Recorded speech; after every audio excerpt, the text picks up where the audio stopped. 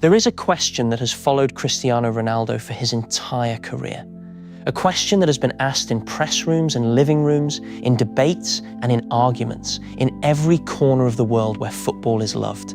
And no matter what he won, no matter what record he broke, no matter how many times he proved the doubters wrong, the question never went away. Can Cristiano Ronaldo win the World Cup? In 2026, he will have one final chance to answer it. Let's start from the beginning, because context matters here. Cristiano Ronaldo was born in Madeira, Portugal, in 1985. He grew up with almost nothing. He left home as a child to chase a dream that most people from his background never get to live. By the time he was 18, he was playing for Manchester United. By the time he was 23, he was the best player on the planet. He won the Ballon d'Or. He broke every record. He conquered England, Spain, Italy. He became, by any statistical measure, the most prolific goal scorer in the history of professional football. And yet, the World Cup always slipped through his fingers. His first World Cup was 2006 in Germany. Portugal had one of the best squads they had ever assembled. Figo, Deco, Maniche, Pauleta. They reached the semi-finals before losing to France. Ronaldo was 21 years old, young, electric, still finding himself on the biggest stage.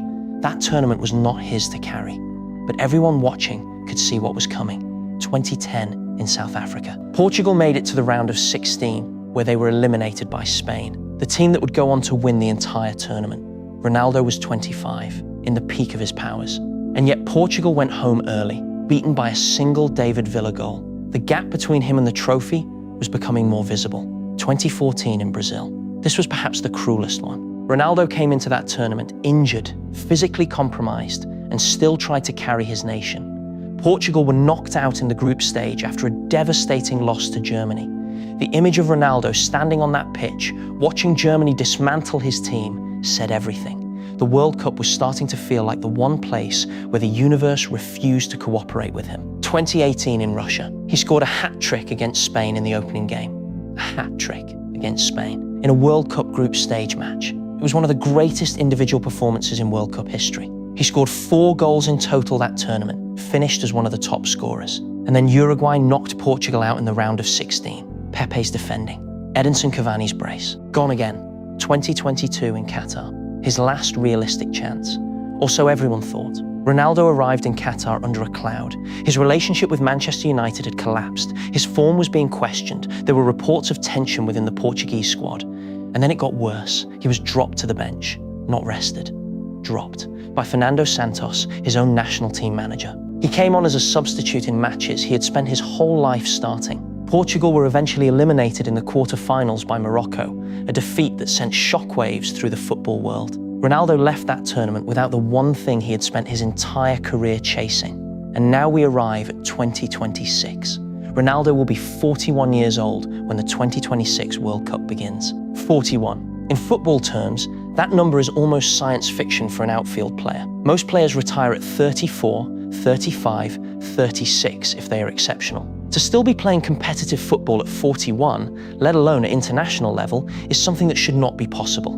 But Ronaldo has never done what was supposed to be possible. He has spent the final years of his career at Al Nassr in Saudi Arabia, scoring goals at a rate that defies logic and age. He continues to train with a discipline that his teammates, coaches, and former colleagues have described as unlike anything they have ever witnessed. He wakes up at the same time every day. He follows a diet that has not changed in years. He has built a body that regenerates faster than it should and ages slower than science would predict.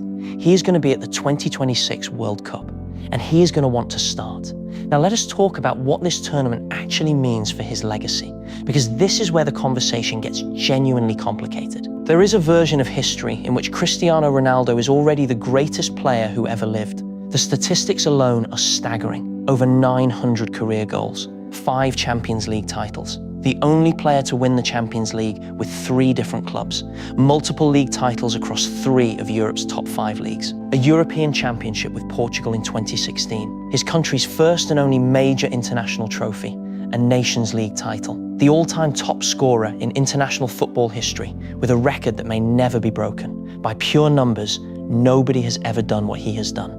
And yet, and this is the part that haunts him, Messi won the World Cup. In 2022, in Qatar, Lionel Messi stood on top of the world. He lifted that trophy. He won it in a final that will be remembered as one of the greatest matches in football history.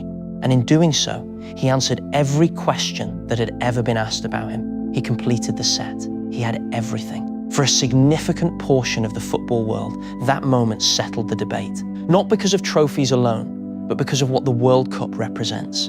It is the only tournament where you cannot hide behind club resources, where you cannot rely on a €200 million squad built around you. It is 11 men from your country on the biggest stage in the world, and you either find a way or you do not. Messi found a way. Ronaldo has not. Not yet. This is what 2026 represents. It is not just another tournament for Portugal. It is potentially the final chapter of the greatest individual career in the history of the sport. And the weight of that is not lost on anyone who has followed this man from Madeira to Manchester to Madrid to Turin to Riyadh. If Ronaldo goes to that World Cup, if he performs, if he scores, if he leads Portugal deep into the tournament, and especially if he wins it, the entire narrative of his career changes. Not just changes, it transforms completely. The debate that has defined football for 20 years would be reopened with different evidence in his favour. A World Cup winner at 41. The oldest outfield player to lift the trophy. The man who refused to accept the limits that time places on everyone else. That story, if it happens, would be one of the most remarkable stories in the history of sport. Not just football, sport. And if it does not happen, if Portugal go out early, or if Ronaldo is again reduced to a squad player, or if the tournament simply closes the book without giving him his moment, then it ends here. There is no 2030. There is no one more chance. This is the last page. Let us talk about Portugal's actual chances, because Ronaldo cannot win this alone, and he has never claimed otherwise. Portugal have a squad that is quietly one of the most talented in Europe. Rafael Leão, Bruno Fernandes, who has matured into one of the best midfielders in the Premier League. Ruben Dias, a world-class centre-back. Bernardo Silva, one of the most technically gifted players of his generation. João Felix, Vitinha, Pedro Neto. This is not a team built around protecting a 41-year-old. This is a genuinely competitive international squad that has the tools to hurt anyone on their day. The question, as it always is with Portugal, is whether they can find the consistency to last through 7 matches in a tournament where one bad game ends everything. They have the talent. They have proven they can beat the best teams in the world. What they have historically struggled with is maintaining that level through the pressure of knockout football, through the mental demands of a tournament that gets heavier with every round. But they have every reason to believe. And Ronaldo, playing in what he knows is his last chance, will give them everything he has left. There is something else worth saying here, something that goes beyond tactics and beyond trophies. Ronaldo has spent his entire career being told what he cannot do.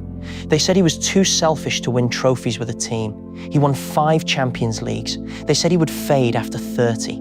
He kept scoring until 40. They said he was finished when he left Europe. He broke records in Saudi Arabia. At every single stage of his career, when the world decided it was over for him, he came back. That stubbornness, that refusal, is the defining quality of who he is. And it is the reason he will be at that World Cup. Not because his federation needed him, not because there was no one else, because Cristiano Ronaldo decided he was not done. And when Cristiano Ronaldo decides something, the rest of the world eventually catches up to him. So here is where we stand. The 2026 World Cup will take place across the United States, Mexico, and Canada. It will be the biggest World Cup in history. 48 teams, more matches, more drama, more moments than ever before. And somewhere in the middle of all of it, on pitches in New York or Los Angeles or Dallas or Kansas City, Cristiano Ronaldo will pull on that Portugal shirt one final time and try to do the one thing he has spent 20 years trying to do. He will try to win the World Cup. He might fail. The odds say he will. Football is brutal, and the universe does not owe greatness a happy ending. But if he wins it, if that moment happens, you will remember exactly where you were. You will remember the final whistle and the image of a 41-year-old man who started with nothing on a small island in the Atlantic Ocean, lifting the only trophy that ever escaped him. And the debate will not be over. Debates like this never truly end, but it will be different. Everything will be different.